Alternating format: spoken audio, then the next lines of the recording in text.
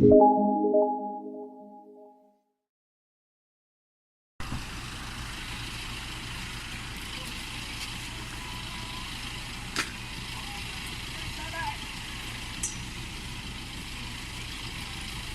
we made it!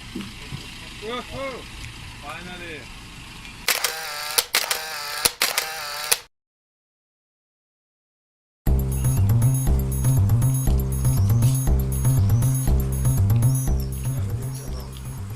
Jesteśmy teraz na Łotwie, w Rydze, na uniwersytecie.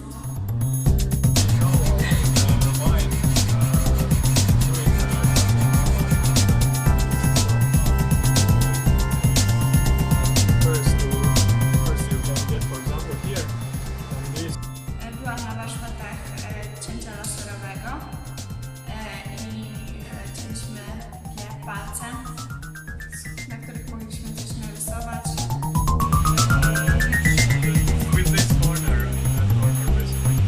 Yeah, like this. Yeah. Let's put it faster. Yeah, slow it down and adjust it for it to be straight in the corner. Everything's cool. Okay.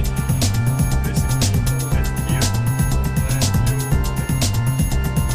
put it on this this little piece so that you can now Uczyłam się, jak zrobić robota, który ruszy się za pomocą światła. yeah, they would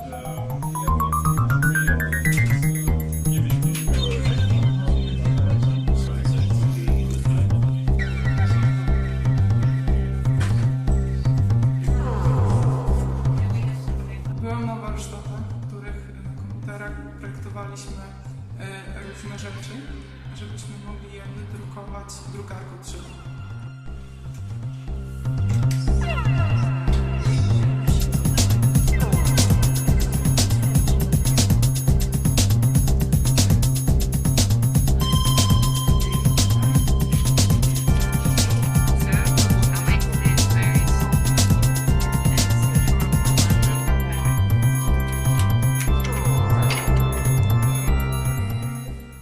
Projektowaliśmy klucze, które już za chwilę będą wydrukowane.